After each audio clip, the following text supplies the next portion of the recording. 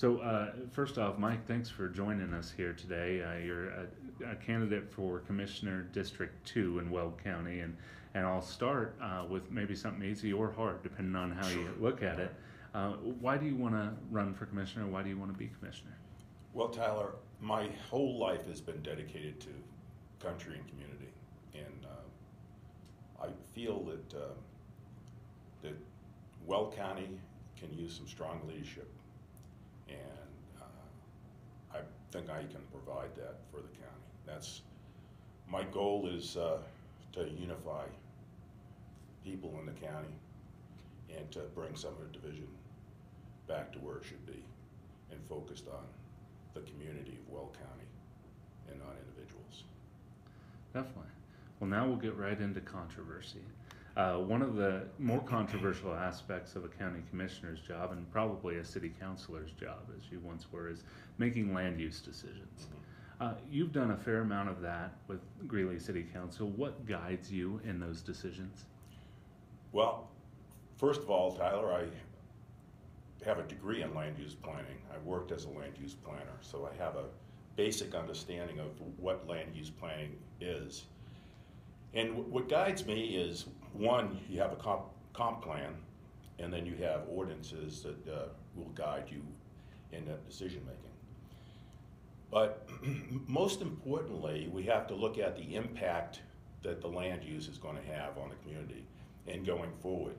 So in a city like Greeley, there is a comprehensive plan. We follow it to at least as a guideline. And then we have to look at what the impact is, to safety, to the transportation impacts, and most importantly, the safety impacts for the use. Now, there's obviously many different land use requests that come before any given body, and those have to be studied independently. So that's what I try to do. Now, unlike the city council, there are few rezoning requests in the county, with companies instead opting for the use by special review process. How familiar are you with the process, and how do you feel about the USR process? Is there anything you'd like to see changed? I'd say that I understand the use by special review process, because when you look at a large landmass like a county, it almost needs to be done that way, because it's basically, you're looking at agricultural land, right? Unlike a city, a municipality, where you've got, commercial, industrial, and residential, different levels, you're looking at, mostly when land use requests come before a county, you're looking at changing maybe an agricultural use. So, well, each land use issue needs to be studied independently. But one thing I would like to say is that I think that the county, just like any other community, should have a comprehensive plan so that people know what to expect going forward. Land conflicts would be probably less common if we had a comprehensive plan for the county, so that people knew that if, for example, they wanted to put an industrial site at one spot, that it was already thought of, that the community had decided that that would be a good place to put an industrial use. And I'll just follow up with that. Can you explain to folks what you mean by having a comprehensive plan? Are you talking about maybe more areas that are designated for commercial, industrial, that kind of thing? Yeah, that's exactly what I mean, is kind of looking forward to what the impact is. We're going to have and we've got a growth rate of something like 2.5% in Weld County. So you double the population in less than 30 years, will be double. So that's a significant impact that's going to require a lot more infrastructure and roads. It's going to require that we think about how we change from agricultural to residential, and we want to alleviate the conflicts of land use the best that we can, and by thinking forward on how things are likely to change, or what the impact of the structures, the transportation structures, the roads. We need to give the thought for how we move forward in the county, and that's, I think, a very significant thing that we need to do, especially with the growth rate being as high as it is. You talked about roads. Weld County has spent hundreds of millions of dollars on roads around the county, including, of course, Weld County Road 49. What do you think of some of those investments to date, and do you see other opportunities for investment? Well, you know, oil and gas has been a significant supporter of those plans, and I think that we need to look ahead for the future as far as planning economically, because oil and gas, although it would hopefully be here for a while, it's not going to be here forever.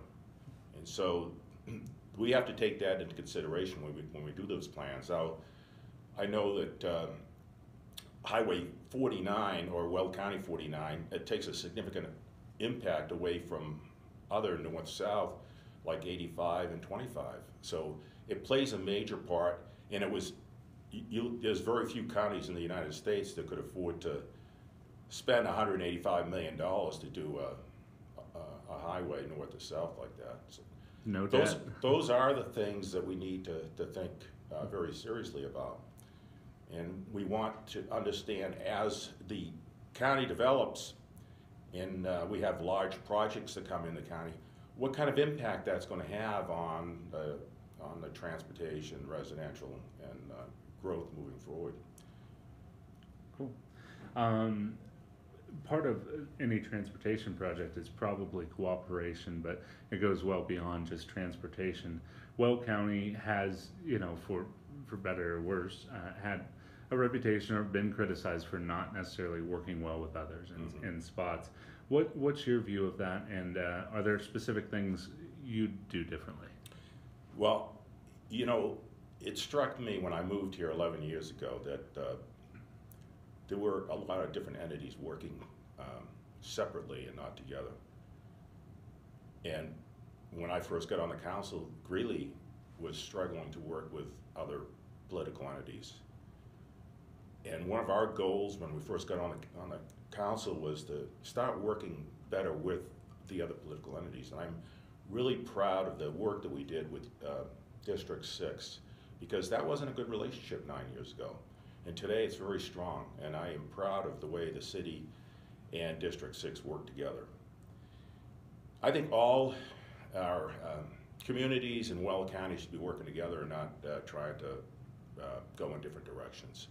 Because we can work a lot better and do a lot more if we work together and understand the issues. That's something else that we need to be talking with people all over Weld County and all the different communities so that we understand what their issues are, what their concerns are. So when we make decisions, we're not making decisions that are going to be in conflict with those other entities. So it's communication that's critically important, and for people to know that we're not trying to do something to them, we're trying to work with them. That comes from trust, and you build trust by listening to people. Definitely. We'll go to another area that's had some tension. Weld County Commissioner infighting has been a part of this Board of Weld County Commissioners for at least 3 years. What's the root cause, and how would it be different if you were elected? It certainly is toxic, and I think there's no denying. Yeah, I've thought a lot about it, and I've looked at, since I've been here, people that I respect and wonder how come we don't have those type of people up at as county commissioners right now. Mike Guile is the guy that really comes to my mind, because I have great respect for Mike. And I think the thing that made Mike such a great leader is that he listens to people. He actually had concerns and he tried to unify people, brought things together instead of dividing. We have some people that are commissioners that have been career politicians. And it's probably not a good thing. It's not a good thing to establish individual power bases. It's certainly a lot better to recognize that the commissioners are up there to work for the people of Weld County, and they should be doing their best to work together and to bring the best decisions for all the residents of Weld County. It's relationships, it's listening, it's leadership. So you were just talking about infighting and how listening is important and that sort of thing. We're going to kind of switch gears here and talk about lobbying. Mm-hmm. So Weld County, like a lot of government entities, uses tax dollars to pay for lobbyists to lobby our legislators. Do you agree with the practice? And then if so, what should guide commissioners' decisions when you decide what to support and what to oppose? Well, we need to represent the constituents in Weld County, number one. And lobbying, we can have views one way or another about lobbying, but it's critically important. You can't just let things happen without making your feelings known to those that are making the decisions down in Denver. So I know that during the legislative session that the CCI is very involved with decision making, and I believe that all but 2 counties are part of the CCI. There are 8 different committees, I believe, and each county has 1 vote in those on those 8 boards. So when you're deciding, at a work session or something, if you're county commissioner, should we support or oppose this? You're looking at things that would directly impact Weld County and Yes. Weld County residents. Yes. That would be the responsibility of the commissioners, is to represent the county in the best interest of the citizens of Weld County. Cool. And we'll shift gears again. I don't want to nauseate you by spinning this way and that way, but first launched in the fall of 2015, the Weld County Bright Futures Scholarship Program was billed as a way to give every Weld County high school graduate, GED recipient, and honorably discharged military veteran a chance at college education. In the past 3 years, however, the program hasn't been able to keep pace with costs, and the county has had to infuse more cash into the program as donations lag. Is it time to fully dedicate county money to this program instead of continuing to hope donations will fully fund it? Do you have a different solution? I love the Bright Futures program, and I saw that develop, and I know some of the leadership in Weld County that came up with the idea. And the people that thought about this are not necessarily the people who got credit for it, but they're very strong supporters of it. I'm a strong supporter of Bright Futures, and quite honestly, I know that currently it's basically funded by the Weld County Commissioners, and I have no problem continuing to fund it. I think the amount of money that's put into Bright Futures, $3 million or something like that. The opportunity to give kids a couple $1,000s to go to school at Ames or UNC. Right now, the program is it has a board that is involved with Upstate Economic Development, Rich Warner, and then there's, I think, 7 board members. I think it's an evolution, and it's not.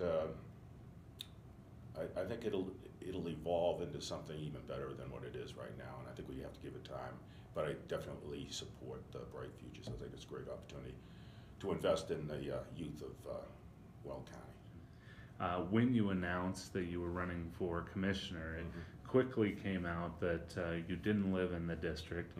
Do you live in the district now? And can you answer for the folks who have a nickname for you, a very old one, Carpetbagger? I want people to know that I purchased that carpet right after the Gulf War in Bahrain. It's a Persian rug and it's a beautiful carpet bag. I'm very proud of it. I'm a resident of Weld County and have been for 11 years, and I've been on boards with the commissioners for the last 9 years. The county seat is Greeley. I've lived in the county seat. I have property, actually. I've had property in District 2 for 8 years. I was living in another house that on the other side of the street, because that's the way it's divided. It just goes around different streets. And we did sell that house. We've moved on, and we're building a house further to the south. So you're living in a house now, then? We're living in a townhouse while our house gets built. Okay. Yes, in District 2. We'll shift gears here. Gilcrest area farmers, this is a little outside District 2, but farmers and residents there have suffered for years the effects of decreased well pumping, with rising water levels destroying crops and inundating residents' basements. Costs have soared into the millions, and we probably still don't have a full accounting of how much it has cost folks. Weld County Public Works did help with some ditch clearing a few years ago as part of a pilot project. Should the county do more? I think we should do as much as we can for the people at Gilcrest. But it's a legal issue, and it's one that's beyond us. I mean, it's a water rights and a priority of water rights issue that has been decided by the courts. I, as a county commissioner, think we should do all that we can for the residents of Gilcrest as much as we can. But the water issue is something that is beyond the county commissioner's authority. Yeah, obviously, you could change it and just decree that they get to pump and that sort of thing. But well, we can't do that because the courts have decided that. Yeah. I want to finish with a chance really for you to talk directly with the voters. Is there anything you'd like to tell them about you, or anything they should know? Your parting shot, if you will. Well, I would ask them to look at my record, that I've been in a leadership position for going on 50 years, that I've served during the Vietnam War, the Gulf War, retired naval officer. I ran the cruise terminal in Los Angeles with thousands of people every day, including longshoremen. I understand what it is to work with people, and I understand the value of listening to those that I work with, and to respect the people that I work with, because there's nothing more gratifying to me, as I did in the Port of Los Angeles, and have longshoremen working above and beyond what they are required to do because they respected who I was as a leader. And I think that's critically important. I think it's been lacking with the leadership in Weld County, and I think we need to get it back to where it should be.